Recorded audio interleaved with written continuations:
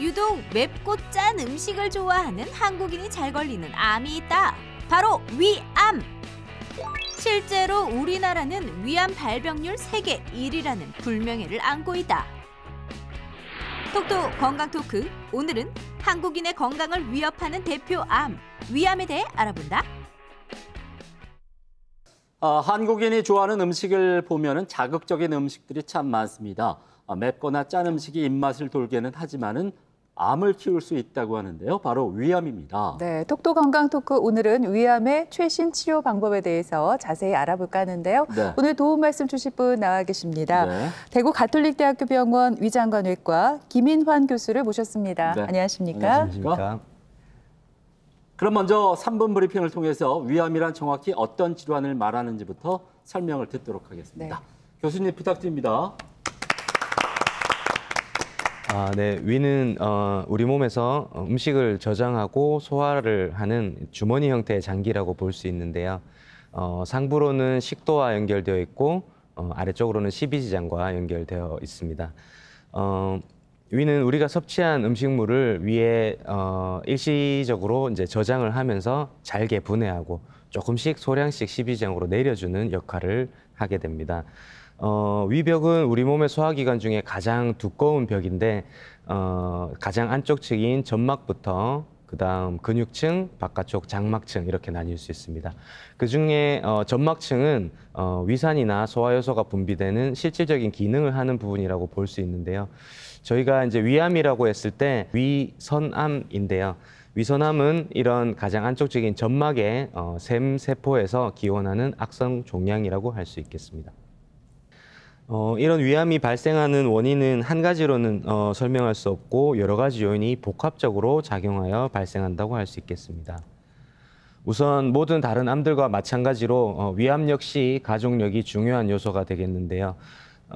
부모나 가까운 친척 중에 위암이 있으면 위암에 걸릴 확률이 더 높다는 것이죠. 그런데 여기서 재밌는 점은 다른 암들에 비해서 유전적 요인만큼이나 환경적 요인도 굉장히 중요하다고 할 수 있습니다.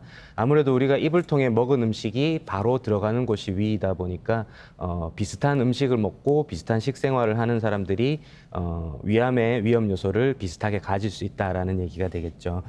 실제로 병원에서도 유전적으로는 전혀 연관성이 없을 만한 부부 사이에서도 두 사람 모두 위암에 걸리는 경우도 볼 수 있습니다. 두 번째로 역시나 시기가 중요하겠는데요. 자극적인 짠 음식이라든지 탄 음식 또는 저장 상태가 좋지 않은 부패한 음식들 그리고 가공된 햄이나 훈제육 등에서도 위암의 위험 요소가 될 수 있다고 합니다. 흡연은 다른 여러 가지 암들과 마찬가지로 당연히 위험 요소가 될 수 있고요. 연령별로 봤을 때는 40대 이후부터 주로 위암이 발생하는데 50대에서 70대 사이에 많고 그중에서도 60대가 가장 호발 연령이라고 할 수 있습니다. 남녀 비율로 봤을 때는 남자가 2배 정도 더 많게 나타납니다.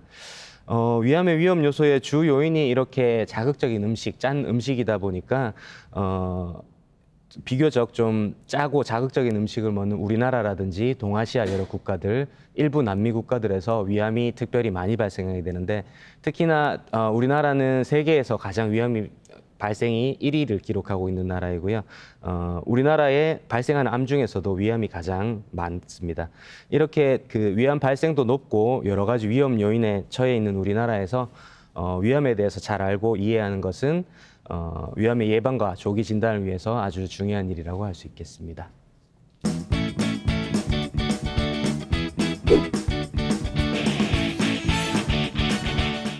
네, 교수님께서도 언급해 주신 것처럼 네. 이 위암은 국내 암 발생률 1위를 차지하고 있는데 네. 또 안타깝게도 전 세계적으로도 우리나라가 위암 발생률 1위 국가라고 하셨어요. 네. 참 안타깝고 불명예스러운 일이 아닐 수가 없습니다. 왜 이런 지경까지 왔는지 참 궁금하네요. 네, 물론 위암이 많이 생긴다는 게 좋은 일은 아니겠지만 암이라든지 여러 가지 질병들은 그 국가의 어떤 문화나 생활 습관하고 밀접한 관계가 있기 때문에 우리나라나 아시아 쪽 국가들이 어떤 위암 발생이 좀 흔한 그런 문화를 가지고 있다고 보는 것이 좋을 것 같습니다. 우리나라의 암 종류별 암 발생률의 변화를 보시게 되면 과거부터 위암이 꾸준하게 1위권을 유지하고 있는데요. 물론 2000년대 들어서 그 우리나라의 식습관들도 많이 서구화되면서 위암이 실제로 조금씩은 줄어들고 있습니다. 그렇지만 앞서도 말씀드렸다시피 위암의 위험 요인이 단순히 식생활뿐만이 아니라 여러 가지 복합적으로 작용하기 때문에 실제로는 아직까지도 비교적 높은 순위를 유지하고 있습니다. 특이한 점은 갑상선암인데요. 갑상선암이 이렇게 급격하게 올랐다가 다시 내려오고 있습니다. 이것은 암 자체의 빈도가 늘었다기보다는 초음파 진단의 어떤 활용도가 높아지면서 그전에는 악성도가 심하지 않아서 진단되지 않던 갑상선암이 급격하게 진단되다가 지금은 다시 떨어지고 있는 추세입니다. 실제로 최근에는 위암 검진이나 이런 것들이 강조되고 환자분들도 검진하는 것을 당연히 여기고 2년에 한 번씩 꾸준히 검진을 하게 되면서 우리나라의 조기 위암의 진단율이 굉장히 높아졌습니다. 그러면서 위암 사망률이 점차적으로 줄어들고는 있는데요. 위암이 1기로 진단이 돼서 수술을 했을 시에는 재발률이 한 2% 정도밖에 되지 않지만 2기의 경우에는 20% 이상으로 급격히 올라가게 되고 그 이상에서는 보다 높은 재발률을 보이게 됩니다. 또 위암이 걸렸는데도 계속 진단이 안 되거나 적절한 치료를 못 받았을 때는 다른 장기로의 전이, 원격 전이 등으로 인해서 수술을 받을 수 없고 항암 치료만 할 수 있는 경우도 충분히 생길 수 있기 때문에 이렇게 위암이 비교적 사망률은 줄어들고 있다고는 하지만 여전히 우리 건강을 위협하고 있는 무서운 병이라고 할 수 있겠습니다. 네, 모든 병은 이 초기의 병을 잘 알아보고 제때 치료를 받는 게 가장 좋을 텐데요. 그런데 위암은 초기에 별다른 증상이 없어서 치료 시기를 놓치는 경우가 많다고 하더라고요. 어떤가요, 교수님? 네, 대부분의 암이 어느 정도 진행되기 전까지는 특별한 증상이 나타나지 않습니다. 위암도 마찬가지로 아주 초기에는 아무런 증상이 나타나지 않아서 증상만으로는 진단이 매우 어렵다고 볼 수 있고요. 초기에 나타나는 증상으로는 가벼운 소화불량이나 우리 명치 쪽 윗배 불편감, 그리고 속쓰림 증상 등이 나타날 수 있습니다. 근데 이런 증상들은 사실 위염이나 장염이 있을 때에도 쉽게 나타날 수 있고 아니면 단순히 좀 식사를 자극적으로 먹었다 할 시에도 나타나는 증상들이기 때문에 그 감별이 매우 어렵습니다. 암이 점점 진행되게 되면 눈에 띄게 체중이 감소된다든지 심한 복통도 나타날 수 있고 위암이 심해지면서 위의 운동이 매우 떨어지거나 일부가 좀 막히게 되면 구토 증상도 나타날 수 있습니다. 그리고 아주 심한 위암 같은 경우에는 급성 출혈로 인해서 피를 토하는 토혈 증상으로 응급실로 오는 경우도 있고요. 만성적으로 출혈이 지속돼서 빈혈이 나타나는 경우도 있을 수 있습니다.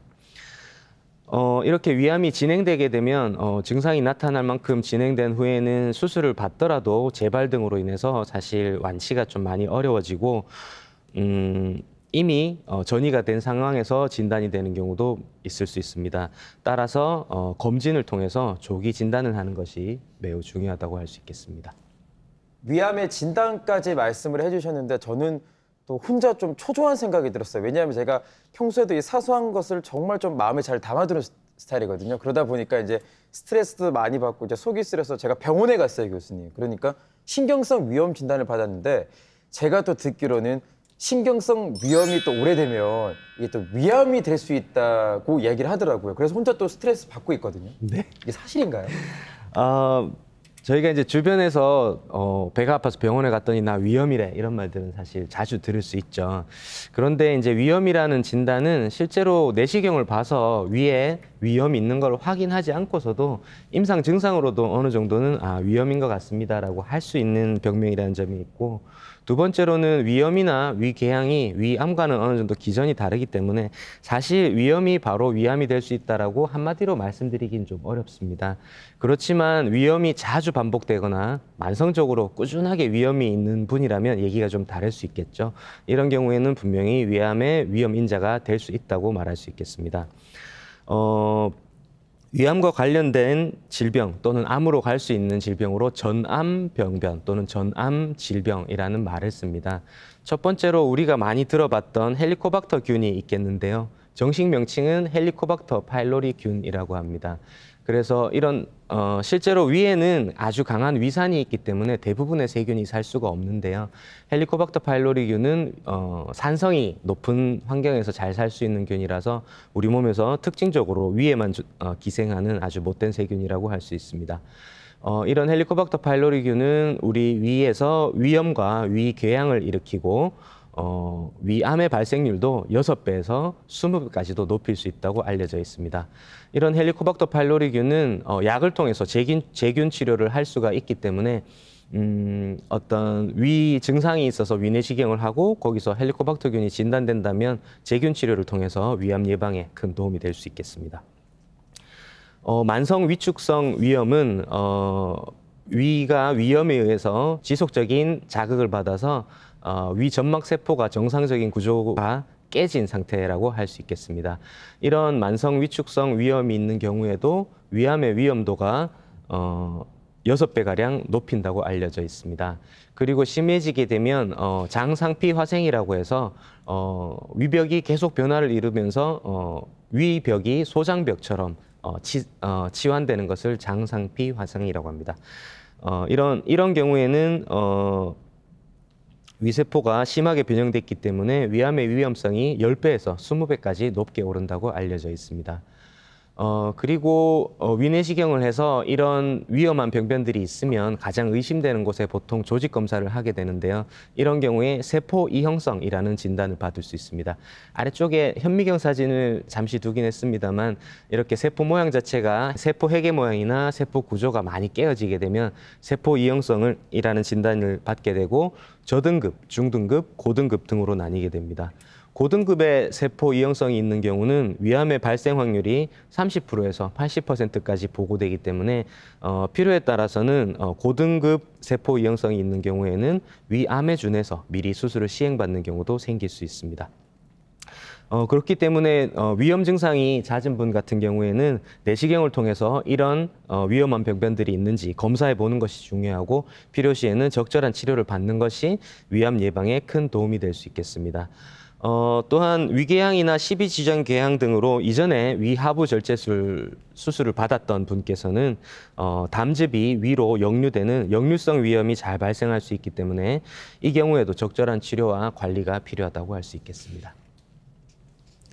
네, 이제 본격적으로 위암의 치료에 대해서 알아봤으면 좋겠는데요. 네. 교수님, 위암 초기일 때는 개복해서 어떻게 위를 잘라내는 대신에 내시경 같은 걸 이용해서 환부만 도려내는 방법도 있다면서요. 네, 아주 초기인 경우에는 내시경만으로 위암을 그 특정 부위만 도려낼 수 있는 방법은 있는데요. 실제로 아주 초기이고 기준이 아주 까다로운 경우에만 실행될 수 있기 때문에 병의 진행 단계에 따라서 정확한 판단을 하는 것이 중요하겠습니다. 그래서 위암 치료를 말씀드리기 전에 위암의 진행 단계와 병기에 대해서 먼저 설명을 드리는 것이 좋을 것 같습니다. 위암은 내시경 소견에 따라 크게 조기 위암과 진행성 위암으로 나누어 볼 수 있는데요. 조기 위암은 위의 가장 안쪽 층에 속하는 점막과 점막 하층까지 침범한 경우를 조기 위암으로 부르고 내시경 유관형에 따라 융기형이나 표면형 그리고 함몰형 등으로 나뉩니다. 진행성 위암은 위암이 근육층 이상까지 깊게 침범한 경우를 진행성 위암이라고 부르고 마찬가지로 형태에 따라 4가지 분류로 이름을 불리게 됩니다. 이런 위암 내시경 소견의 실제 사진을 보시면 조기 위암의 경우에는 거의 평평하면서 뭐 약간 붉고 헐었는 정도부터 살짝 돌출된 모양 아니면 살짝 파인 모양 이런 식의 내시경 소견이 보입니다. 암으로 의심되는 부위가 있지만 주변 조직까지는 크게 변형이 되지 않는 것이 특징이라 할 수 있겠습니다. 진행성 위암 같은 경우에는 아주 깊은 궤양이라든지 이렇게 크게 돌출되어 있는 모양, 경우에 따라서는 위 전체가 이렇게 두텁게 암이 침범되어 있는 경우도 볼 수 있습니다. 그래서 위암의 치료는 크게 나뉘어 봤을 때 내시경적 절제술, 수술로는 복강경적 위절제술, 개복 위절제술 등이 있겠고 어떤 수술을 할 거냐에 대한 것은 환자의 상태나 암의 진행 정도에 따라 결정하게 됩니다. 이때 가장 중요한 것은 결국 환자의 안전성과 재발 방지를 위한 노력이 되겠는데요. 그렇게 해서 수술을 하고 나서도 재발이 생길 수 있기 때문에 항암요법으로서 수술 후 보조적 항암요법, 그리고 혹시나 수술이 불가능한 경우에는 고식적 항암요법을 치료를 할 수 있겠습니다. 과거에는 위암이 특징적으로 항암 치료는 잘 듣지 않는다고 알려져 있어서 항암 치료에 대한 어떤 의미가 많이 떨어져 있었는데요. 최근에는 항암 치료도 많이 발달하게 되면서 항암 치료도 위암 치료의 하나의 중요한 요소로서 작용하게 됩니다. 이제 앞서 여쭤보셨던 내시경 절제술입니다. 내시경적 점막하 박리술이라고 해서 오른쪽 사진에서 보듯이 위암이 있는 병변을 위 전체 벽을 절제하는 것이 아니라 위 점막과 점막 하층 정도 깊이로 내시경 기구를 이용해서 도려내는 시술입니다. 보시다시피 아주 작은 부위에 위암 주변만 이렇게 절제를 하고 아주 작은 절제를 하기 때문에 환자한테서는 통증이 아주 적고 합병증을 최소화할 수 있는 좋은 치료 방법이지만 결국은 재발의 위험이 아주 크기 때문에 아주 제한적으로 정확한 기준을 가지고 시행돼야 되겠습니다. 이런 내시경적 절제술을 할 수 있는 위암의 기준은 조기 위암이면서 점막에 국한된 암, 그리고 크기가 2cm 미만인 암, 그리고 세포의 분화도가 좋은 암일 경우에만 시행을 할 수 있겠습니다. 네, 그런데요, 교수님, 이 환자마다 경우가 말씀하신 것처럼 다 다르니까 내시경을 이용해서 치료할 수 없는 환자도 있을 것 같거든요. 그러면 결국 수술을 할 수밖에 없을 텐데 수술 방법에도 여러 가지가 있을 것 같아요. 어떤 방법들이 있나요? 네, 설명드리겠습니다. 사실 내시경 절제를 할 수 있는 경우가 굉장히 적고요. 조기 위암 중에 내시경 절제가 불가능한 경우, 그리고 진행성 위암인 경우에는 모두 수술적 치료가 필요하다고 할 수 있습니다. 수술적 치료는 우선 범위에 따라 위아전 절제술과 위전 절제술로 나뉠 수 있습니다. 흔히 할 수 있는 오해로 이제 위암이 심하면 전체를 절제하고 위암이 덜 심하면 부분만 절제하는지 이렇게 오해를 할 수 있는데, 실제로는 위암의 심한 정도가 아니라 위암의 위치에 따라 절제 범위가 결정되게 됩니다. 위아전 절제술은 위의 중간 이하 아랫부분에 위치한 암일 때 시행하게 되는데, 위의 하부를 절제하고 상부에 남아있는 위에다가 십이지장을 바로 연결하거나 아니면 소장의 상부 부분이 공장을 연결하는 위공장 문합술, 이렇게 두 가지로 문합 방법이 있는 수술 방법입니다. 위전 절제술의 경우에는 위암이 상부에 위치하고 있어서 위상부를 남길 수 없는 경우에 위 전체를 절제하는 수술입니다. 이렇게 위를 전체를 절제하고 나면 식도와 십이지장에 거리가 있어서 바로 연결을 할 수는 없고요. 소장의 일부를 절단해서 식도까지 끌어올려서 식도 공장 문합술을 시행하는 이런 재건술을 시행하게 됩니다. 2000년대에 들어서는 복강경 위절제술을 많이 실시하게 됐는데요. 복강경 수술은 환자의 통증이 적고 회복이 비교적 빨라서 장점이 많지만 암이 너무 심한 경우에는 충분한 절제를 할 수가 없어서 이것도 마찬가지로 비교적 초기인 암에 대해서 시행할 수 있겠습니다. 처음에 복강경 위절제술이 처음 들어왔을 때부터 시행되던 복강경 보조 위절제술입니다. 복강경 수술은 배꼽 쪽에 절개창을 이용해서 수술용 카메라가 삽입되게 되고 나머지 이런 구멍들을 통해서 수술용 기구가 들어가서 복강 안에서 진행되는 수술을 말합니다. 복강경 보조 위절제술은 복강경으로 충분한 절제를 한 이후에 명치 부위, 그림에 보시듯이 상복부에 5에서 6cm 정도의 절개를 열어서 이곳을 통해서 문합을 시행하는 수술이 되겠습니다. 위를 포함한 소화기관은 결국 음식물이 지나갈 수 있는 하나의 원통형 구조라고 할 수 있겠는데요. 그래서 오른쪽 그림에 보듯이 장문합을 할 때는 이런 봉합기 중에서 이런 원형 봉합기를 이용해서 문합을 하게 됩니다. 이런 원형 봉합기는 그 직경이 넓기 때문에 복강경을 통해서 진입이 매우 어렵습니다. 그래서 명치에 있는 작은 개복을 이용해서 문합을 하는 방식이 처음부터 사용되게 되었습니다. 전복강경 위절제술은 가장 최근에 사용하고 있는 수술 방법이라고 할 수 있겠습니다. 수술 방법과 기구의 발달로 위절제 및 문합까지 복강경으로 시행하는 방법이라고 할 수 있습니다.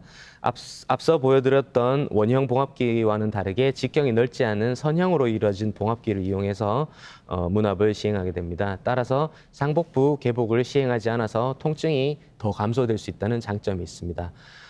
얼핏 생각하면 저렇게 작은 상처 하나가 있고 없고가 큰 이득이 있을까라고 생각할 수도 있는데요. 저희가 실제로 수술받은 환자들을 보면 명추 부위 통증이 너무 극심하게 되면 이것 때문에 호흡을 깊게 들이마실 수가 없고 폐렴이라든지 여러 가지 폐합병증을 일으킬 수 있는 단점이 있습니다. 그래서 최근에 연구 결과에 의하면 이런 전복강경 위절제술이 합병증이 잘 생길 수 있는 어떤 고령 환자들이나 비만 환자들에서 특히나 그 이득이 더 많다라는 결과가 나오고 있습니다.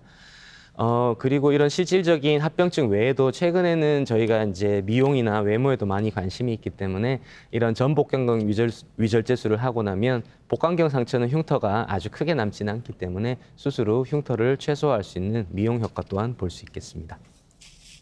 네, 이렇게 여러 가지 위암의 수술적 치료에 대해서 알아봤는데요. 교수님 어떻습니까? 위암 수술한 다음에 재발 방지를 위해서 구체적으로 어떤 노력들을 좀 해야 될까요? 그리고 위절제 수술을 받은 다음에 식사는 또 어떻게 해야 되는지 그것도 궁금하거든요. 네. 사실 성공적으로 위암 수술을 시행한 후에도 병기에 따라서 재발이 발생할 수 있습니다. 이런 재발을 줄이기 위해서 병기가 비교적 높은 경우에는 항암 치료를 하는 노력을 하긴 하지만 사실 모든 재발을 막을 수는 없습니다. 그래서 수술 후에도 정기적으로 진료를 받고 검진하는 것이 매우 중요하다고 할 수 있습니다. 위암 수술 후 검진에는 우선 일반 혈액 검사나 종양 표지자 검사 같은 피 검사 등을 포함해서 복부 CT나 초음파 그리고 내시경 검사 등이 포함됩니다. 위암의 수술은 대부분 수술했던 부위가 아니라 원격 전이나 주변 장기 또는 복막 전이 등으로 나타나기 때문에 복부 전체를 검사할 수 있는 복부 CT가 위암 재발 진단의 표준 검사라고 할 수 있습니다. 또한 재발로 인해 항암 치료를 하고 있는 환자 같은 경우에 항암 치료의 효과를 판정하기 위해서도 복부 CT를 시행하게 됩니다. 두 번째로 수술 후에도 내시경 검사는 필요한데요. 수술 후 생길 수 있는 역류성 위염의 진단과 치료를 위해서도 내시경 검사는 꾸준하게 시행돼야 됩니다. 그리고 재발 자체는 주로 바깥쪽에 발생되지만 남아있는 위에 발생할 수 있는 새로이 발생하는 암을 잔위암이라고 하는데요. 이런 잔위암 또한 조기 발견을 위해서는 내시경 검사가 반드시 필요하겠습니다.